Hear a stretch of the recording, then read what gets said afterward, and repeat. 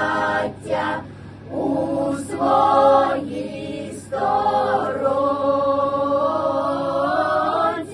душу й тіло ми положим за нашу свободу і покажем, що